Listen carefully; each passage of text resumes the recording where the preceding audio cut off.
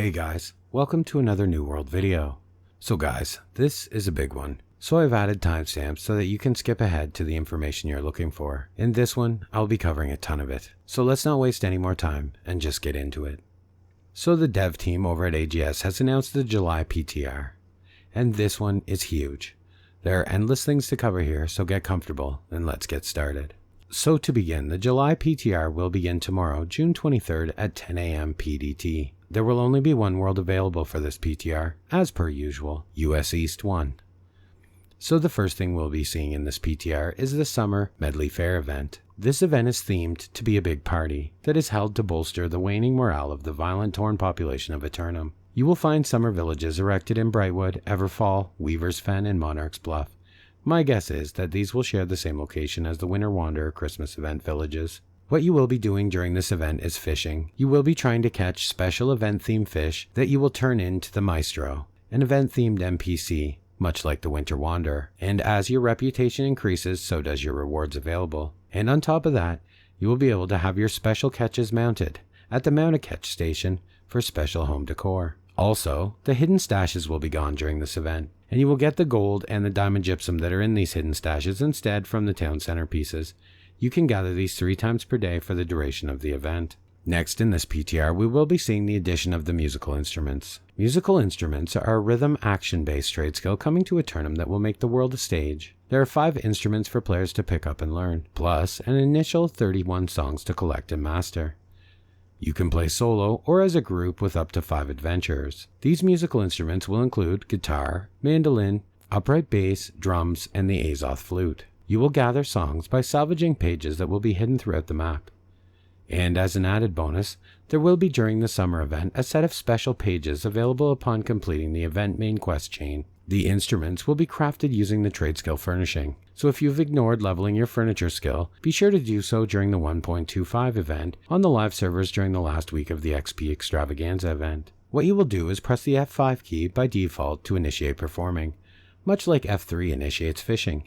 Each song will reward players with a trade skill experience and various buffs. The better your skill performing, the more powerful the buffs provided. And that's not all. The spectators of your performance will also receive a buff and can toss a coin to the performer as a tip. The buffs that you can receive are as follows. Decidedly Dexterous. This will increase your gathering speed by 75% for 30 to 90 minutes. Territorial Triumph. This will increase your territory standing bonus increases by 10 to 30% for 30 to 90 minutes. Altogether now, this will improve your group character XP sharing bonus by 4 to 15% for 30 to 90 minutes, depending on your musical trade skill. Song in Your Step reduces player encumbrance by 200 to 1000 for 30 to 90 minutes. Fortune's Favor. This will increase your gathering yield by 3 to 10% for 30 to 90 minutes. And Luck's Labor. This will increase your gathering luck by 2 to 5% for 30 to 90 minutes. On this PTR, we will also see the Barnacles and Black Powder added. A dark tide rises in Eternum with the arrival of the Admiral Black Powder and his dastardly crew. Questgivers in Cutlass Keys settlement and the new docks on the territory's eastern shore will be looking to offer you loot and renown for defeating the despicable evil within the new Barnacles and Black Powder expedition. Rumors suggest there might be even greater power within the Admiral's hold. Not to mention, more than meets the eye, as with most things in Eternum of course. Barnacles and Black Powder is an endgame expedition. The entrance can be found at the small docks in the southeast Cutlass Keys. Along with the introduction of this expedition, we will see new expedition mutators. These will be applied to Barnacles and Black Powder 2 weeks after it releases into the live game. The 3 new mutations will also join the mutation rotation. And these mutations are Icebound, a mutation that focuses on ice elemental effects related to incoming and outgoing damage. It can also apply slow status effects. Oppressive, a promotion set that includes mana drains and zones of silence, which prevents ability usage for a short period of time. Frenzied, this variant applies curses to players that dodge. Curses stack and deal damage over time. Max stacks also damage nearby allies. They also are adding some expedition enhancements in this PTR to relieve all the friction preventing players from running expeditions. The first big addition here is the Group Finder tool. This will allow solo players, or players who have seen their company shrink, find groups with ease for expeditions they are looking for. The tool will allow players to declare their preferred team role, such as DPS, tank, healer, whatever, and recruit based on those roles. You can also set minimum gear score and level, then inspect the members, learn their average gear score, weapons, and mastery levels before you allow them into the group. This should go a long way in both helping people to make new friends, find groups, run more expeditions more quickly, and just overall benefit the game. They are also removing the expedition tuning orbs. Instead, you will now get by default 15 normal expedition runs per player per day for a total of 105 per week, and 25 mutated expedition runs per week. In order to honor the value you've put into your acquired existing tuning orbs, any orbs in your inventory upon the update will be replaced with caches that give you loot appropriate to their expedition. While you won't get a full run's worth of coin and drops, the roles will include boss drops for weapons, armor, in addition to opportunities for expertise bumps. So I would suggest making a bunch of these orbs now. For normal expeditions, caches will reward a role from the sub-boss and the main boss found in the specific expedition, and grant coin equal to 50% the cost previously associated with buying the specific type of orb from the faction shop. For mutated expeditions, caches will reward 4 boss rolls off the final boss of 4 eligible mutators, and coin equal to 50% the cost previously associated with buying the specific type of orb from the faction shop. With the addition of the new expedition features comes a rebalance to the loot, of course. So the first big change is the coin we used to get in expeditions. 80% of that has been removed and rebalanced by increasing the amount of coin generated by elite chest runs, closing breaches, and other world activities. So let's have a closer look at these changes. So they've reduced the coin given from bosses and expeditions by 80%, as we know. They added lost sack of coins to darkness breaches and elite chests. Each lost sack grants 500 coins. Players can obtain a maximum of 2 lost sacks daily, regardless of the source. Minor darkness breaches have a 10% chance of dropping a lost sack upon completion.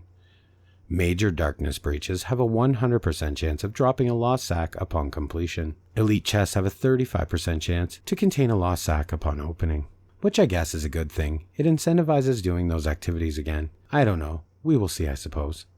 They've also added a new resource type to expeditions. This is called materia. There are 2 main ways to obtain this resource, which will be defeating the main bosses at the end of any expedition, and by salvaging named expedition boss drops. After you have obtained some of this materia, you can then use it to craft a specific desired named drop from any expedition. This should help remedy the randomness of the drops and shorten the long road chasing that specific item. They have also shifted the loot quality of mutators, so players who are stuck at the lower tiers should see more rewards, which will help them progress at a more even pace. They have also instanced wars now. This is a big change that will be amazing, I think. What this will now do is take the load created by wars on the server and remove it to a separate server instance. So the old lag and stutters that we experienced while wars were going on should no longer be a thing. So that's going to be great. They are also rebalancing almost all of the perks. They are adjusting 150 in total to help make unused, underperforming perks much better and more viable. This will change everything, so hold on to those perk items on live till we see how this plays out. Perks that were never used before may end up being best in slot. After this, we never know until we try them. They are also changing the way dual stats work. In order to improve the quality of crafted and looted items, they have made some changes to the dual stat attribute combinations. They changed the scaling of the primary stat to scale higher, giving these stats larger impact. They've also made a number of changes to the 50 threshold bonuses to encourage more stat splitting across all builds. They've also made a lot of changes to the loot quality in the game. They've increased the quality of loot across the board, making it so that you will receive epics and rares much more often. They've made better perk combinations by increasing the chances at things like Keen, and lowering the chances of getting things like Beastbane. This should make way better combinations overall on any loot you gather. They've improved the percent chance for higher expertise from lower creatures. They're also buffing the loot you receive in gypsum casts, because they felt that the loot you received from them really wasn't rewarding, and now it will be. They also increased the range of the amount of expertise that you can get per cast, speeding up how fast you raise your expertise. They've also improved salvaging, adding to the game a new thing called a perfect salvage that you will have a chance at getting when you salvage an item. When you do this, you will receive research materials, such as weapon scraps, that can be used to gain crafting trade skill experience, special orbs that can be converted into gypsum casts, which bypass the normal daily limit, materials to fabricate special items, and a myriad of other valuable resources. They've also made a ton of changes to the trade skills. For gathering, they've reduced the logging XP required to level from 1 to 50 by 15%. They've reduced the logging XP required to level from 51 to 200 by 20%, and they've reduced the fishing experience required to level from 1 to 200 by 50%. For refining, they're removing tiers from regions: tannins, fluxes, sandpapers, weaves, and solvents. Their goal is to simplify these to a single tier, giving them the potency of Tier 5 regions to help players progress trade skills more efficiently and reduce the friction of converting regions. Plus, overall, to remove the confusion around what tier of region to apply when crafting. They've also reduced the leatherworking experience required to level from 1 to 200 by 10%. They've reduced the smelting experience required to level from 1 to 200 by 10%. They've reduced the weaving experience required to level from 1 to 200 by 15%. They've reduced the woodworking experience required to level from 1 to 200 by 15%. And they've reduced the stone cutting experience required to level from 1 to 200 by 20%. I don't know if that was really necessary because I've never found refining very difficult to level. But maybe some have. Every player's experience is different. For crafting, they're improving the trade skill experience on Tier 4 and Tier 5 crafted items for all skills. They're reducing the furniture XP required to level from 1 to 200 by 20%. They're reducing the trade skill experience required for weaponsmithing and furnishing for levels 1 to 200. This, however, won't be in this build. They've rebalanced the drop chance and locations of all trade skill clothing to better improve their availability.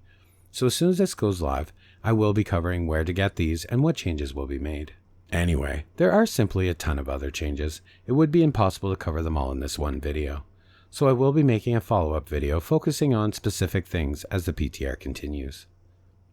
So guys, it's huge. This is a big one, and it will be either amazing and add a huge amount of great play to the game, or be a mess and finally be the last nail in the coffin. Only time will tell. My advice would be though, please log into the PTR if you love this game as much as I do, and test things, break things, record it, and contact the in-game support through the tool. Because as much as many of us disagree with the process of having us responsible for the game, it is how they are choosing to do it. So let's try to make this update amazing, or at least do everything we can in our power to try to. And as always, guys, thanks for watching, and I will see you in the next one.